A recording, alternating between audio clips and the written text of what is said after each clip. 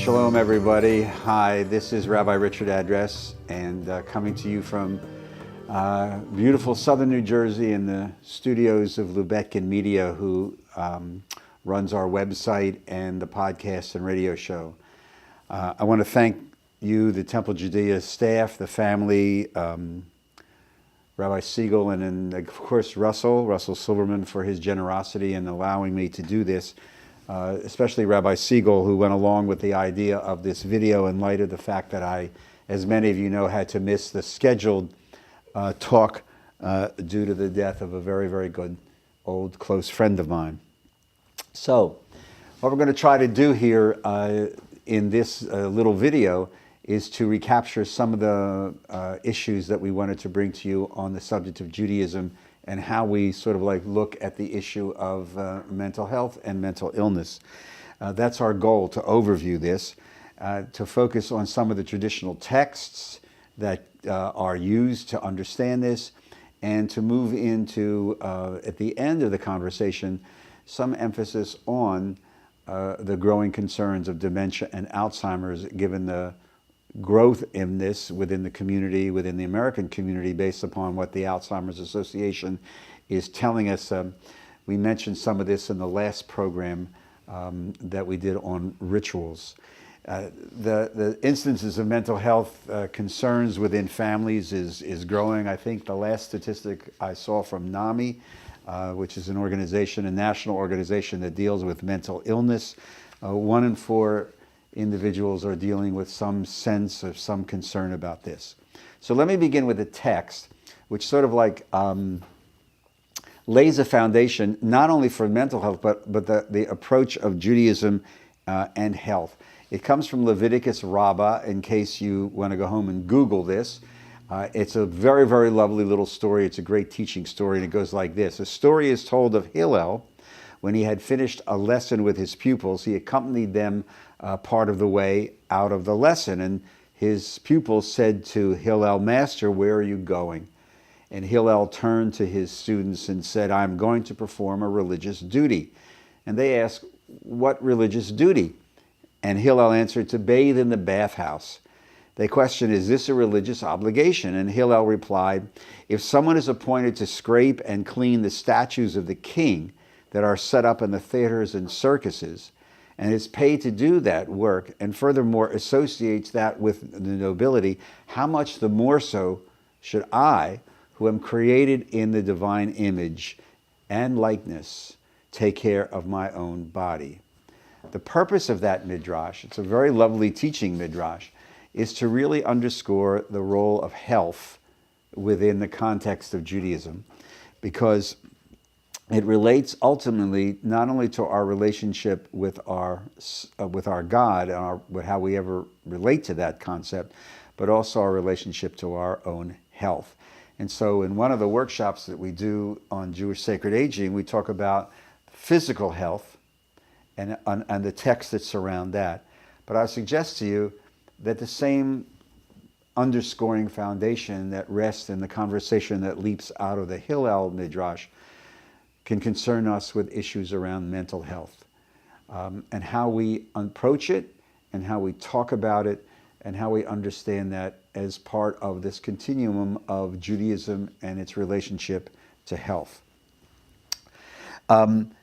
In his book, In Matters of Life and Death, the very, very famous Rabbi Eliot Dorf, who's one of the leading, if not the leading voices of Jewish bioethics emanating out of the conservative Jewish movement, in his book, Matters of Life and Death, on his section on mental health, Eliot wrote, quote, "How primitive, no matter how primitive the understanding of this concept of mental illness was, Jews saw it as something. Jews saw it not as something for which one should repent or be punished, but rather that as an illness we must seek to prevent or cure." That gives you an insight, because there were situations and cultures and even strands within traditional Judaism that saw someone afflicted with a mental illness as possessed, as being possessed by demons. And this is there is a strand of this in our tradition. As Judaism progressed and as it embraced modern concepts of psychology and psychotherapy, the mood of all contexts of Judaism is to really understand this as an illness that must be sought to be prevented or cured if possible. Where does this begin? Where do we go back to? We go back to the Bible. We go back to the Tanakh. If you go home and take out your 1 Samuel, you'll see this instance of David and Saul. Saul, who by many cases, the first king of Israel, was afflicted with some sort of mental concern. David was called upon, he played the lute or the lyre, the harp, whatever it was, to play for him. And in fact, some commentaries have said, well, here's the first instance of music therapy dealing with an emotional distress. So the phrase there in the Hebrew is ruach ra'ah, which ruach is a spirit and ra'ah is as evil or bad. And so Saul is afflicted with this ruach ra'ah. And in other parts of 1 Samuel and other passages within the Tanakh, even some of the prophets, various instances, various concerns, various words are used to give an indication that something was amiss mentally with an individual. And this, so keep in mind this concept of this ruach ra'ah, this evil spirit, in a sense, this spirit of badness. Jump forward from the Tanakh into the Talmudic period. In the Talmud itself, we actually have, believe it or not, a definition, a diagnosis of somebody who is mentally challenged. It's based on observation. This is, as you know, 5th, 6th centuries and beyond of the Common Era, way before EEGs and tests and specialties. You observed somebody acting in a way that they never acted before, and you made a decision. The context of the conversation in the Talmud, in Masechet Chagigah 3b, if you want to go and to the great God Google and Google Judaism and mental health, you're going to wind up coming across this Talmudic passage from Chagigah. The term that is used in the Talmudic Aramaic is shoteh, S-H-O-T-E-H in the English. The Aramaic phrase in the Talmud is ezehu shoteh, loosely translated into New Jerseyan is, how do we know somebody is a shoteh? How do we know somebody is dealing with some sort of mental illness? Well, there's a 3-part definition. And I want you to keep in mind, this is a definition based on observation from centuries ago. What are the 3 components? Somebody going out alone at night when it's not usual, sleeping in a cemetery, and tearing one's garments, ripping one's garments, okay? Those are the 3 components. Now, parenthetically, the context of this conversation was, can a shoteh be an aid, a witness at a bet din? Okay? So for those of you who follow Law and Order, you know that in episodes of Law and Order, can somebody be called to be a witness in a court of law if they're dealing with a mental defect? The Talmudic concern, that's the context of this conversation. Can somebody be a witness, an aid in Hebrew, if they're a shoteh? How do we know they're a shoteh? The beginning conversation is this 3-part observation. Going out alone at night, sleeping in a cemetery, tearing one's garments. Okay? Now, for those of you who know Talmud, you'll know that then there has to follow up a series of conversations. So in a follow-up conversation, the Talmud tries to conclude if all 3 separate actions are necessary as determinants, or if one action alone is an indication of incompetence. So they have now a series of conversations. Rav Huna, in a follow-up conversation, says you need all 3. It's a Talmudic conversation. There's never going to be an agreement. Rabbi Yochanan basically says, no, Rav Huna, you're wrong. You really only need one. However, continues the Talmud, we know that any one can be explained in a normal fashion. Okay? Put yourself back centuries ago. Somebody could like to go out and take long walks at night. Somebody, for a variety of reasons, may really want to go visit somebody at a cemetery and find great solace and comfort by being alone there and sleeping there. Somebody may become upset about something and literally be so upset that they rip their clothing. So the Talmud in this conversation says, you could come up with a rational explanation for some of these things. The definition has to be altered, according to the context of the Talmud, to want to perform such actions in a way that would indicate abnormality. In other words, as you can imagine, the person doesn't do this ordinarily. All of a sudden, they're doing things that they've never done before. Thus, why do we need all three actions? If all may have a plausible explanation, then the three need not define a shoter. Rav Huna says if there is only one act, we can attempt to rationalize. We do this now. Grandpapa's acting differently. Well, he's just getting older. Or he's depressed, or grandmom's depressed, or dad is depressed because something just happened. So he's acting abnormally right now. But if it continues, okay, the rationalization, which is quite normal for all of us, the Talmud then alludes to the fact that if all three actions in the Talmudic definition were performed by the same person, then we do not try to find any explanation, because they're doing all of these things, and therefore the person is a shoter. Another explanation, because again it's Talmudic, so you just don't have a conversation where one rabbi says, well, this is what we should do, and everybody says, yeah, you're right. They're going to have a different conversation.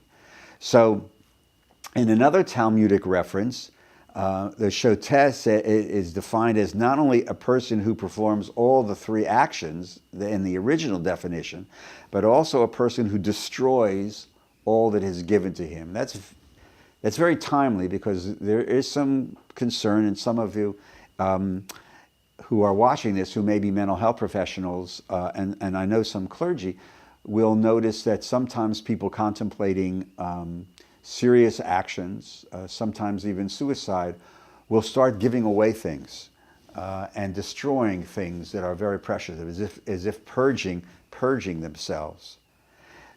Maimonides, now jump to the 12th century, Maimonides extends this definition of the shoter to include someone who has lost his rational thought and is always confused in one particular area, even though he or she may seem to be rational in other areas. So Maimonides, as you will see, begins to extend this definition. Maimonides himself, we are told, dealt with an aspect of clinical depression after his brother, to whom he was very, very close, died in a shipping accident. And he went himself into what we would have called a clinical depression. As you remember, Maimonides was a practicing physician.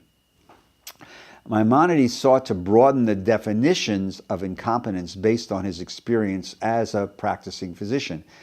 And he knows that there are many psychological conditions that biological states can influence the way the mind works. He was somebody, and we talked a little bit about this in one of the other sessions, of this holistic approach. And he understood that the mind and the body and the soul were all interconnected. And he reminded us that each case has to be judged on a case-by-case basis. Go back to that Talmudic discussion. You could perhaps rationalize away one or two actions. The Talmudic definition, according to Maimonides, did not equal clinical experience. He opted for, observation. He's going to see what the person is doing and analyze it based upon the total context of what the person's life is all about. Maimonides, in his ethical and philosophical writings, examined the role of the soul, the inner essence of man, and the development of one's character. He sees this interconnection of mind and body and soul, and he sees mental health as a balance. This is very, very important for Maimonidean medical discussion. He sees life as a balance between the extremes of any emotion or character trait. He called it the golden mean. Illness of the soul and character is defined as any deviation from the balanced middle way. So if somebody, again, this harkens back to some of the Talmudic ideas. If somebody is acting so irrational, instead of that golden mean, moderation, but swings all the way to one side or the other, he could be a candidate to be judged as a shoteh. This interaction of mind, body, and soul is really, really, really important. Listen to one of the things that he wrote, though, in an essay called Preservation on Youth. Yeah, this is 12th century, and he's talking about the intersection of physical health and mental health in light of exercise. Think about this, is 12th century, but this is what he wrote.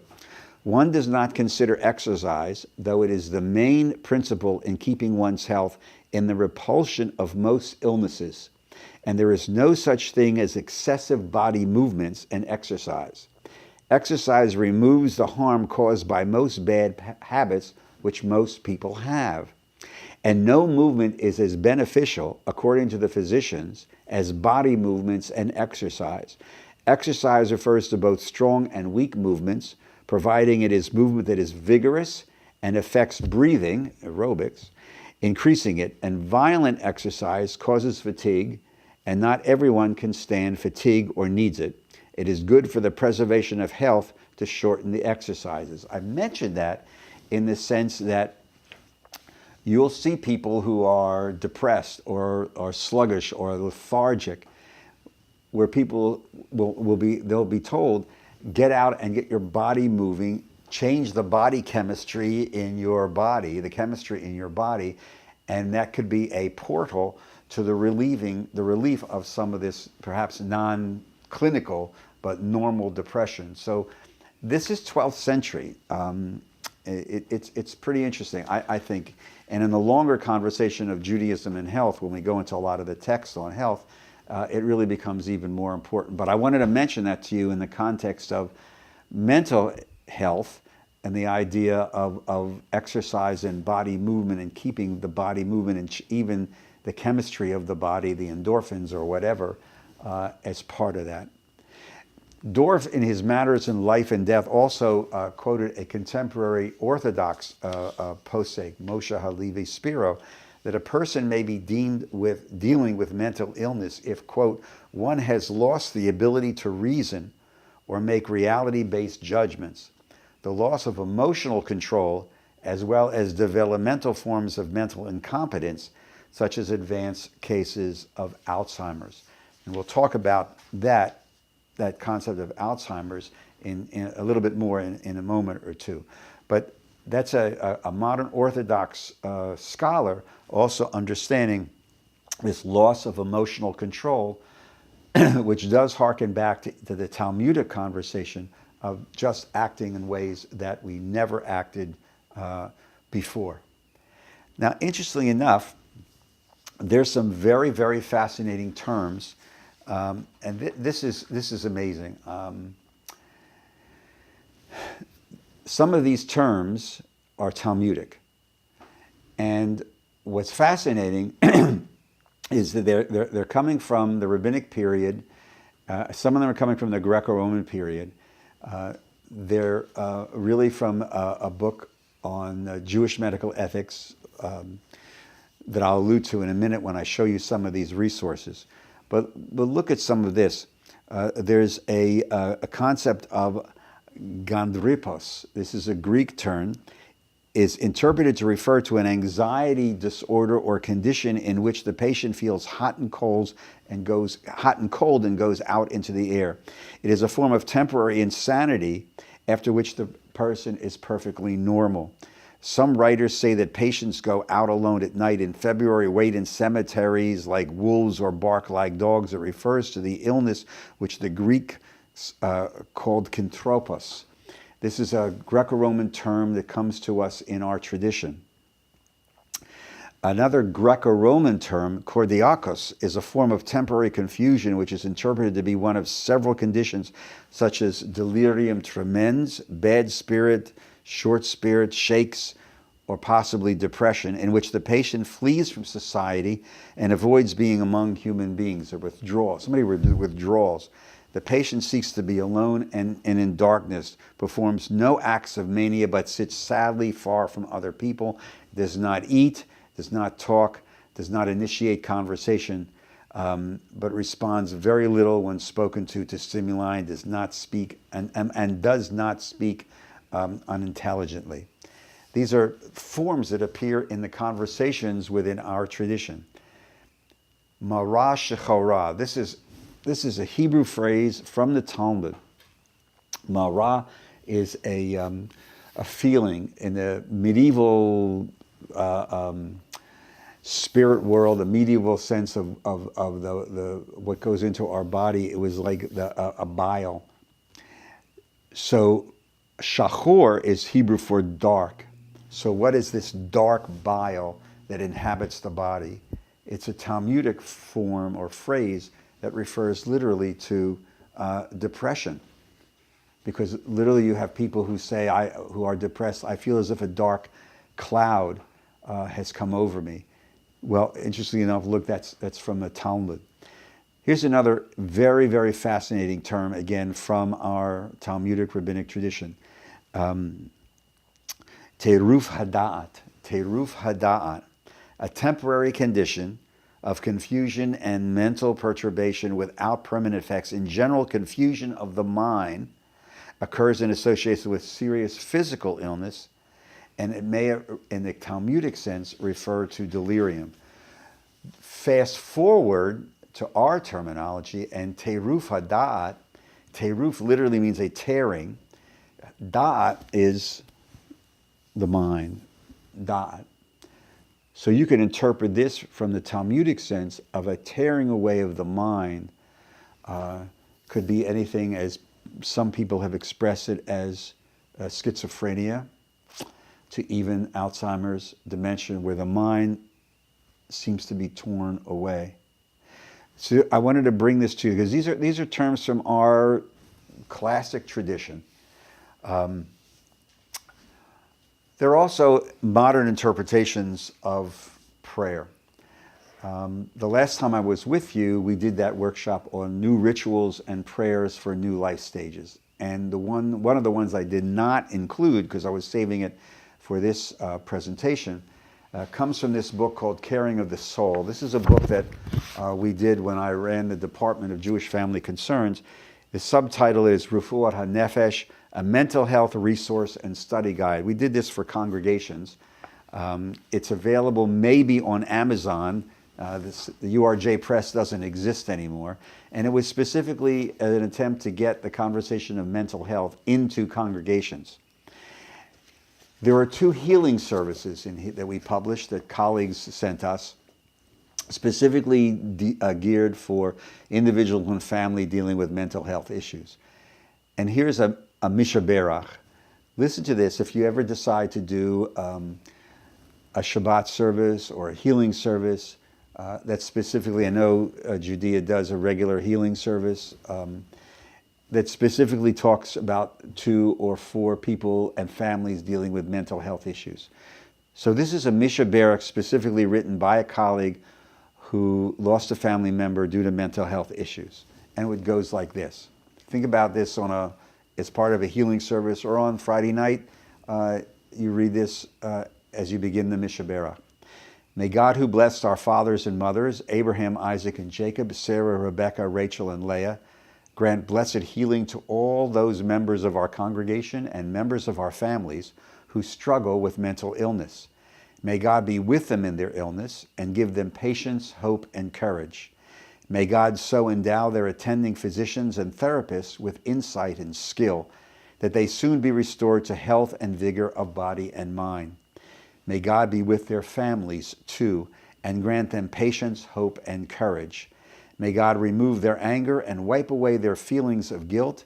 May God endow them with a full life and with love that they too enjoy health and vigor of body and mind. May God bind up their wounds, that they may enjoy many simcha and thank God for the blessings of health, as we say, Amen.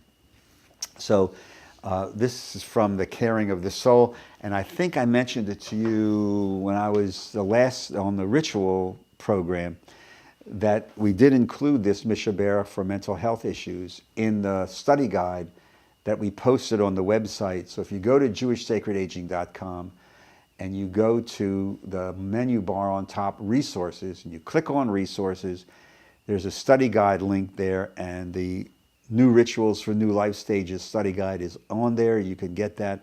And we left a master copy with, I think, the Cantor, and with Beth, I think with the Cantor, in case people want to have the synagogue reproduce it.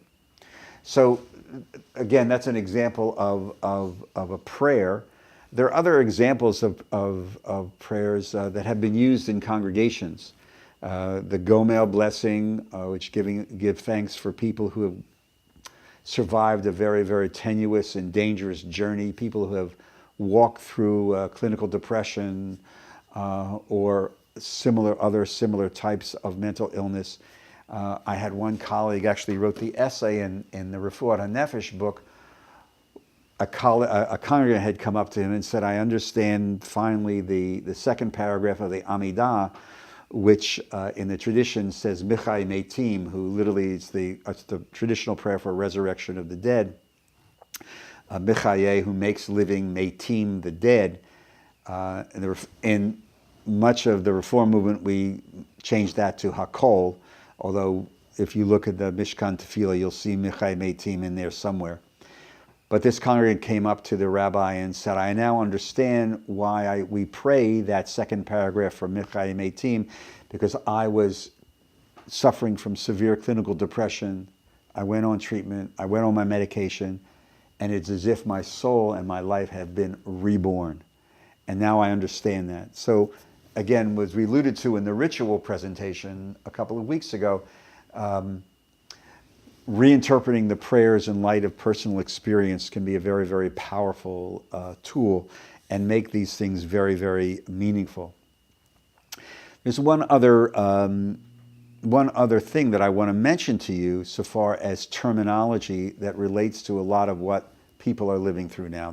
A concept called sakana nefesh, a danger to the soul, the nefesh, the living human being. This introduces us to individuals who are dealing with mental health issues, who by their actions present a danger not only to themselves, but to other human beings. And you then lock on in the Jewish tradition to a hierarchy of values. The value that takes precedence is pikuach nefesh, which is a Talmudic phrase, which is a saving of a life. The actual phrase in the Talmud is pikuach nefesh doche et HaShabbat. In order to save a life, you can abrogate just about every law in Judaism. What does that mean translated?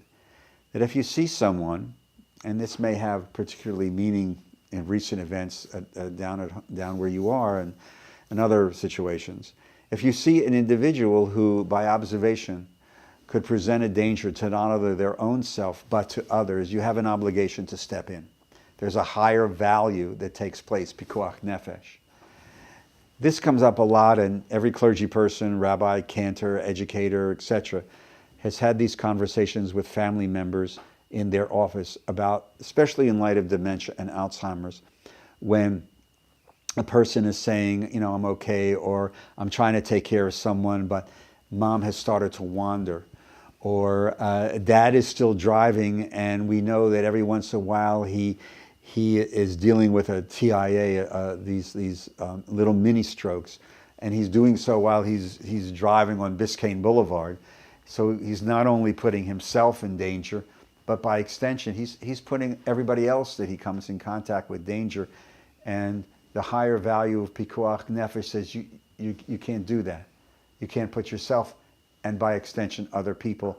So therefore, is it now time to step in, and I can't take care of this person anymore because it's creating this challenge.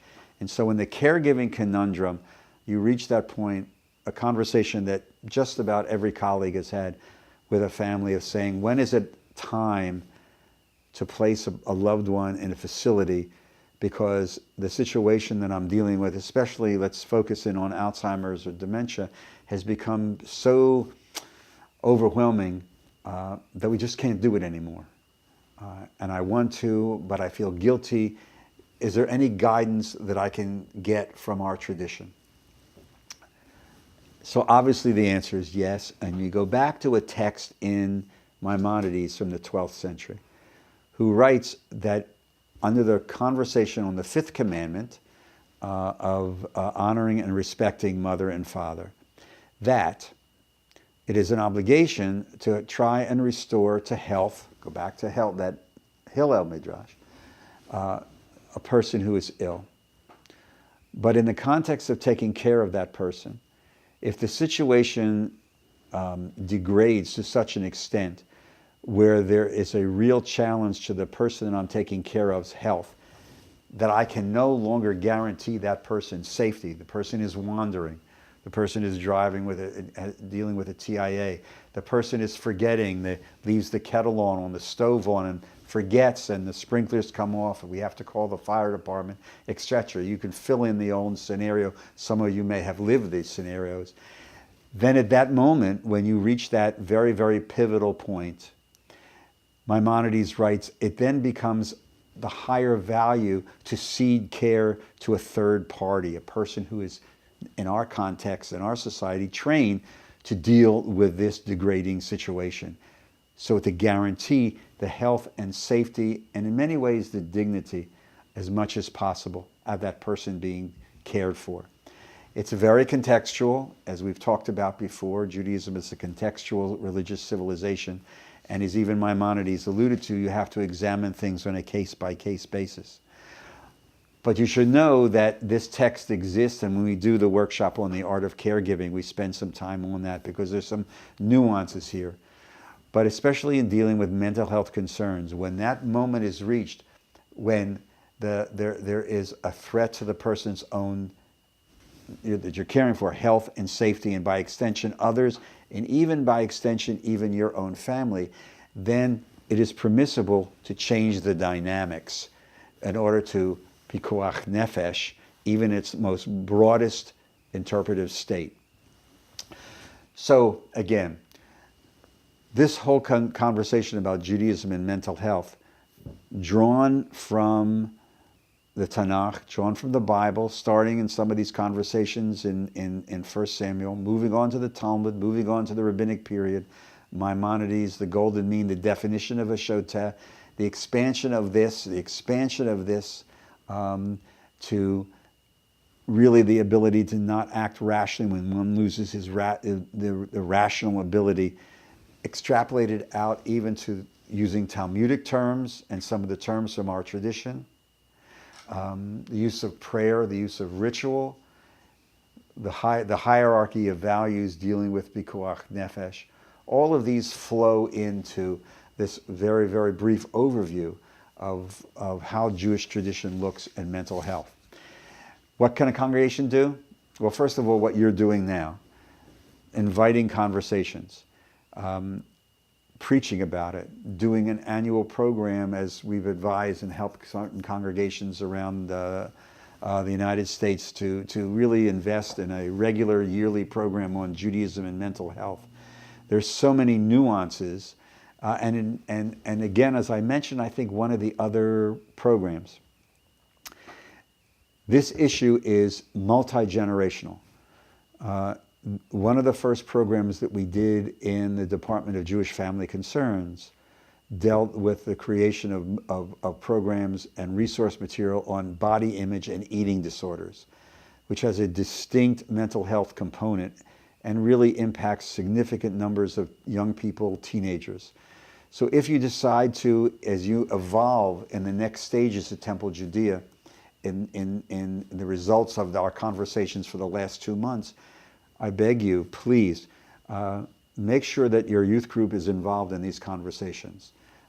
We don't need any greater reminders that mental health issues amongst preteens and teens and young adults is very, very significant with often tragic consequences. This is not just dealing with older adults, etc.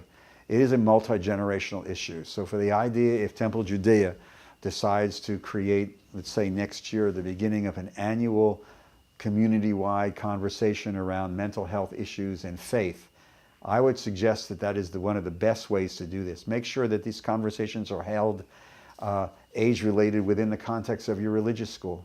This is very, very important.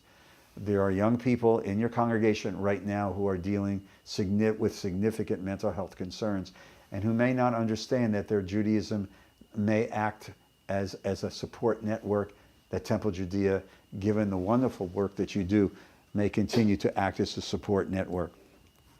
Don't be afraid to preach about it. Don't be afraid to talk about it. Don't be afraid to open the doors and say, this is a safe place. There are numerous resources available. I mentioned The Caring of the Soul. This is a brand new book that just was published by one of my doctoral students, Michelle Medwin, a colleague, called Alzheimer's Families, Emotional and Spiritual Tools for Coping. All this is available on Amazon. If you're interested, this is the last bioethics study guide that we prepared as far as our department is concerned, called Jewish Approaches to Alzheimer's and Dementia. One of the key books that was just published very recently before the URJ Press went out is also by a colleague of ours, Doug Cohen, called Broken Fragments. It's a basis upon a midrash on the second coming down of the Ten Commandments with Moses from Mount Sinai. The subtitle is Jewish Experiences of Alzheimer's Disease Through Diagnosis, Adaptation, and Moving On. This is also on Amazon. For special needs bar and bat mitzvahs, this is out of print. I can't say that. I liberated, I think, one of the last copies from New York called Al Pi Darko, a special needs educational resource manual, given the fact that so many congregations are dealing with this. There are actual biblical commentaries based upon a psychological approach to biblical commentaries. Wrestling with Angels by Naomi Rosenblatt is a psycho-spiritual interpretation of the book of Genesis. This is a book by Dr. Vivian Skolnick called A Biblical Path to Psychological Maturity, which she walks through each Torah portion. And especially for young people, my former associate, when we had the department, Rabbi Edith Mencher, edited this book called Resilience of the Soul, Developing Emotional and Spiritual Resilience in Adolescents and Their Families. You can probably get this through Amazon. I have one or two copies at home, and won't bore you with all these, but these are just a couple of books from my library at home on the intersection of Judaism and psychology, psychological perspectives on Jewish practices, rituals, and by Moshe Spiro, who I alluded to from the Dorf book, Handbook of Psychotherapy and Jewish Ethics.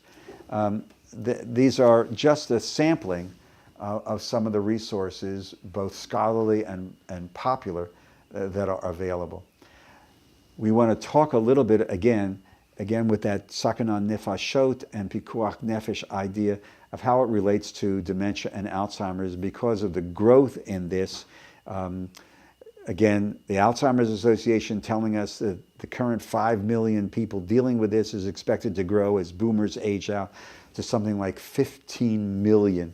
And there just aren't enough caregivers, geriatricians, gerontologists around trained to take care of this expected surge, which, as I mentioned before, will put some pressure on faith communities to respond out of their caring community program to develop support networks for individuals and families walking this journey. And what I'd like to do to end this is really bring in someone from the local Alzheimer's Association to walk us through some of the practical aspects of support, resources, and caregiving. And we'll do that with, her name is Taylor, and we've invited her to here to share some of those ideas with us in conversation.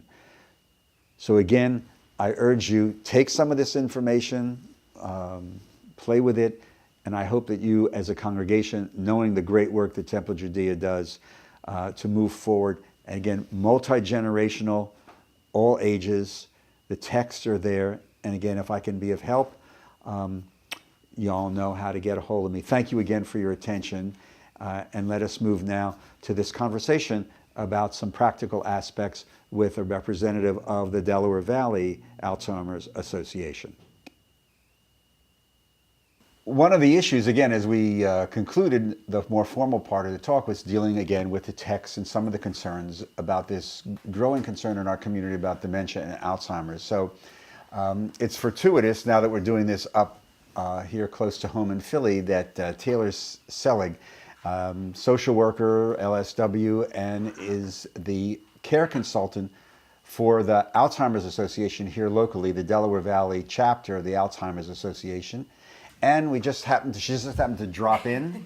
So Taylor, welcome. Thank you. This is an opportunity to really do something that we couldn't do in the presentation at Temple Judea. So we're going to take an advantage of this expert to really walk us through some things that we may want to be aware of in dealing with Alzheimer's. So first of all, thank you very much for coming. Thank you for having me. Very happy to be here. So we know the growing statistics from the Alzheimer's Association. We know some of the challenges. I want to explore a couple of things with you for our friends at Temple Judea down there in Coral Gables. What do you begin to look for in a loved one that may, because a lot of times people will, of our age will say, oh, I've had a senior moment, I've forgotten the name of the person sitting right in front of me. Absolutely. Okay, and oh my God, I'm afraid. Yes. But that's not really what we should be afraid of, is it? Well, yes and no. I think that there is a difference between, age-related memory loss and, something that maybe I don't remember your name right off the bat, but maybe, a few days later I say, you know what, it was Rabbi address. I remember that now.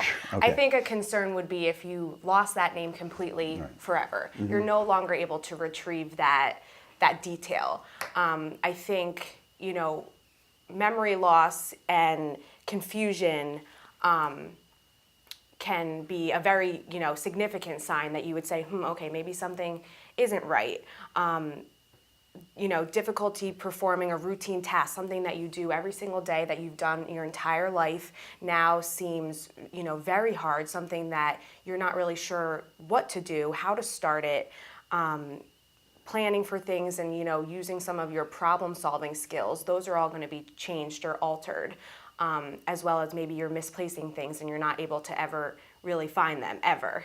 We always lose our keys and then kind of maybe at the end of the day or the next day, we find them and they're in the bowl or they're on the wall or, places that we usually put them. But if you are losing your keys and you have absolutely no idea where they are, that would be sort of a red flag for me.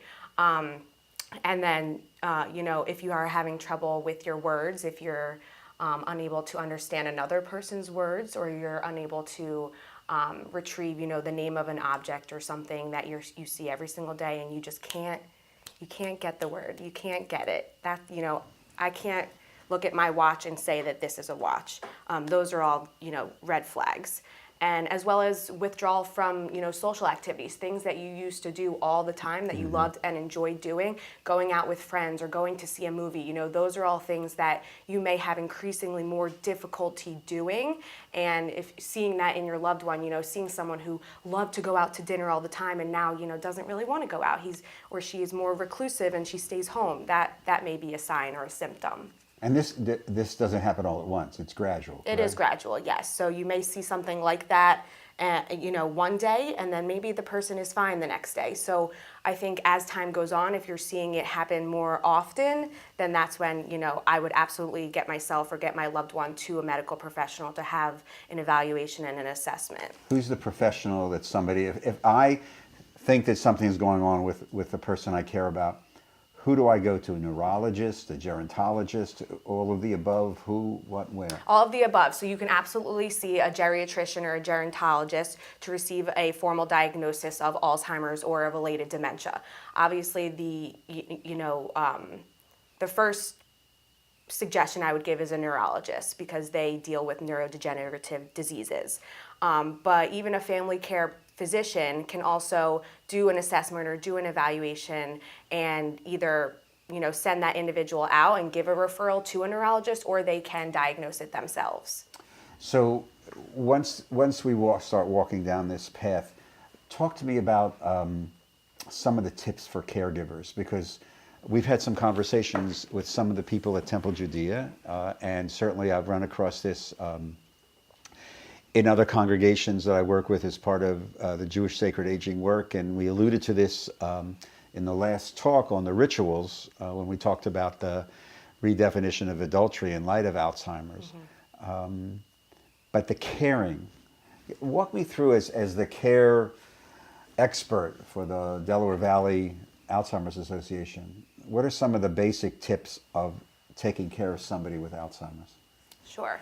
Well, I specifically meet with individuals and families on a day-to-day basis. I'm answering, our 24/7 helpline, and I'm talking to individuals with a diagnosis as well as their caregivers. And I always tell people, I say this, almost every single day, I think and truly believe that knowledge is power. I think that learning about the disease and learning about the signs and the symptoms and how to,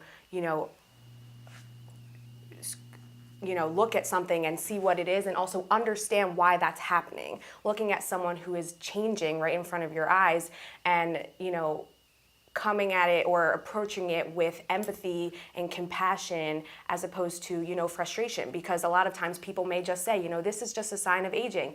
This person or my loved one is doing this, because that's just them. That's who they are. But, it may not be because of that's who they are. It may be because this is a disease and this is affecting them. So I think educating yourself and educating your family on what to look for, what type of behaviors you may see in a loved one and how to respond to those behaviors is ultimately going to help the caregiver, not feel so frustrated and upset all the time when they understand why something is happening. So I always say knowledge is power. I think another really important factor is caregivers and their own health, because how many times do you, think about your loved one, someone that is truly sick and has a disease and an illness, and you are constantly thinking about them, wanting to take care of them, wanting to take them to all of their doctor's appointments. But how often does someone stop and say, oh, you know what, I need to go see my doctor. I need to go get, looked at and checked out to make sure everything is okay with me. Self-care is, as we've mentioned before, and even in some of the other conversations, self-care is very, very important, isn't it? Absolutely. And I think, we hear this all the time when you're on an airplane and they say, if the oxygen mask comes down, you have to put it on yourself first before you put it on your loved one or the person sitting next to you. Because what if something happens to you, who is going to take care of your loved one? So, I had some statistics written down because I wanted to show that 36% of caregivers who are caring for a loved one who has Alzheimer's or related dementia, they report that their health has gotten significantly worse due to their care responsibilities, so taking care of another individual. So they're less likely to go see the doctor on their own. They're less likely to engage in some of the hobbies and things that they love, that they do to, for self-care, right, because they're so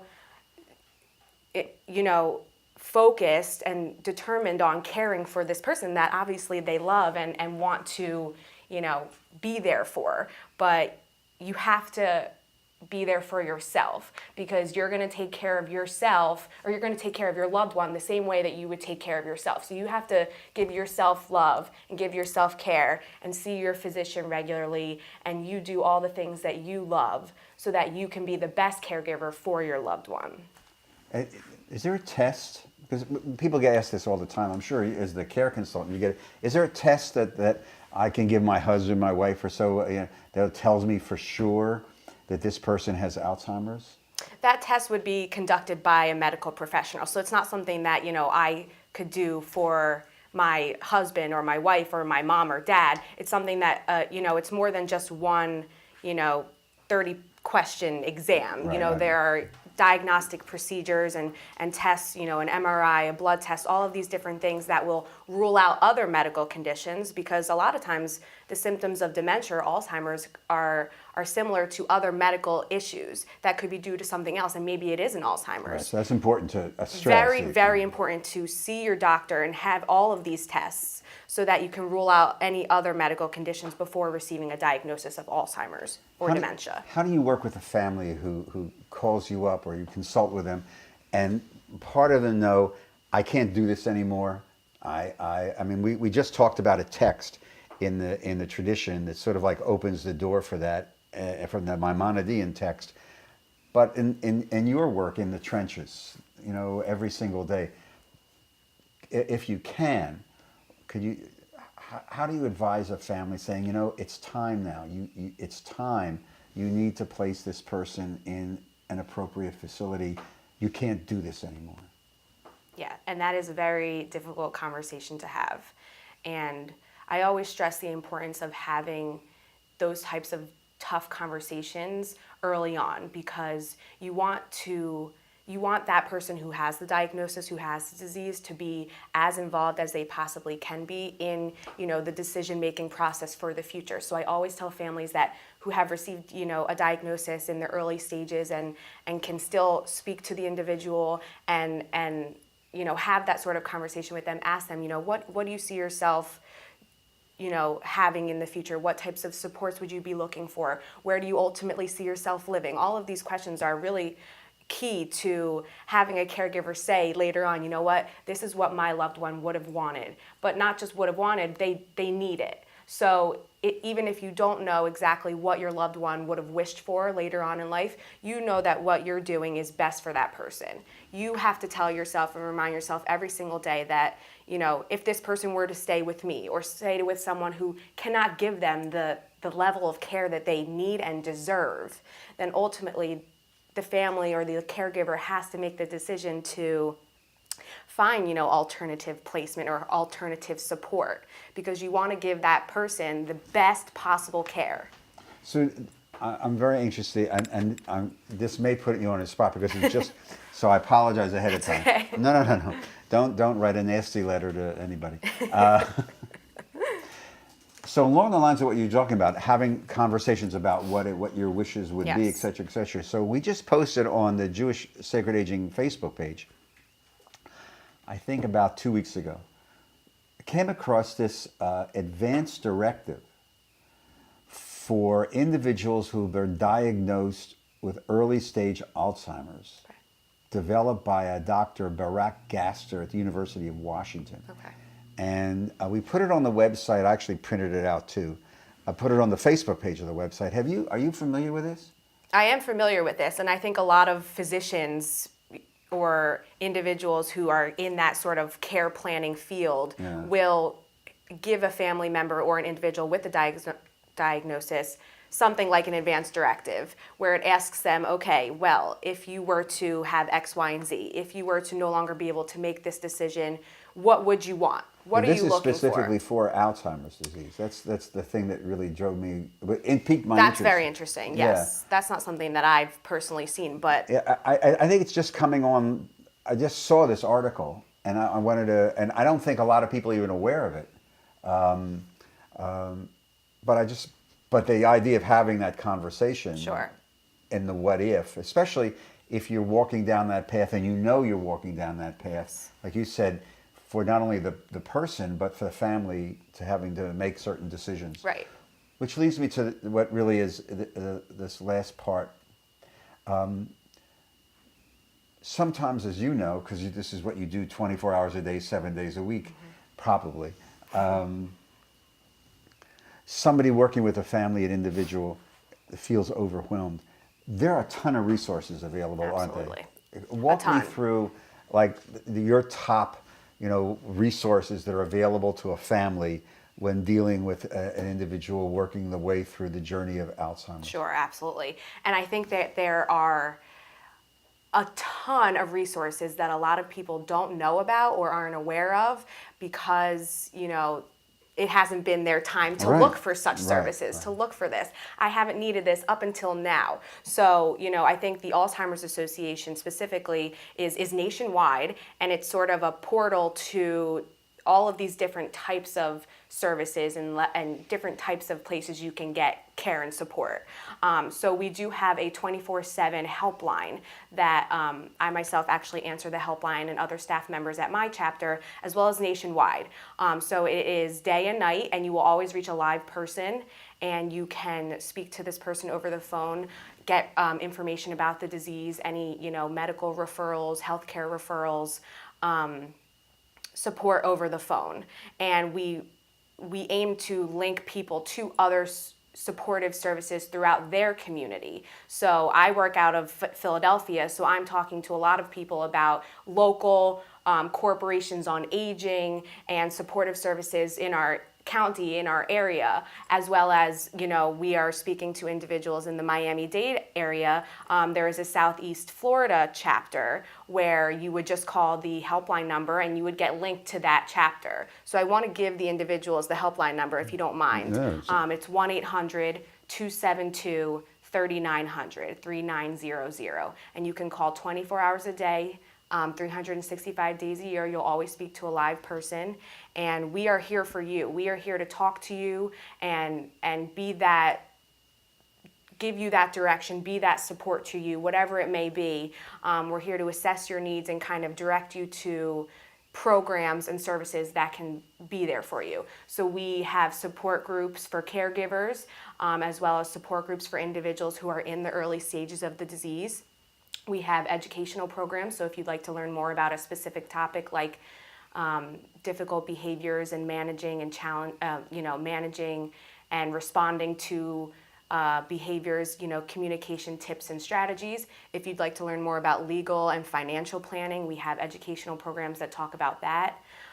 Early stage initiatives where individuals who are in the early stages of the disease can, interact with other people like them and talk and, have people who understand what they're going through, because that's really what everybody truly needs. We need someone to understand what we are feeling and what we are experiencing. We want other people who are in the same boat as us, and, we need that support. Everybody needs somebody, whether it is your family member, your friends, or an organization like us, to be that support system for you. Because I say this all the time to people, you cannot do this alone. It takes a village, and not even Superman could do this job on your own. Right. Caregiving is the most difficult job in the entire world, and we don't get a manual or a handbook that tells us exactly how we're supposed to do this. It's a very difficult job. You need people that are in your corner and that can give you that support. And I urge everybody who is caring for a loved one to find that support, whether it is, informal, your family and your friends, or if it is someone, an organization like us. So please reach out to us, and we are here for you 24/7. I can't stress that enough. Give us that hotline number again. 1-800-272-3900. So, Taylor Selig, licensed social worker and care consultant, chief care consultant for the Delaware Valley Alzheimer's Association chapter. Thank you very much. Thank you so much for having me. Thank you. I really appreciate it. I appreciate it. Continued good luck with all the great work you do. And thank you. To all my friends down there at Temple Judea, Coral Gables, at Granada, and US 1, thank you for engaging us in this experiment. Again, my apologies for not being able to do this in person, but again, a thank you to Rabbi Siegel and the staff for your support on this. Take care. I hope to see you soon. Thank you for your support. Shalom.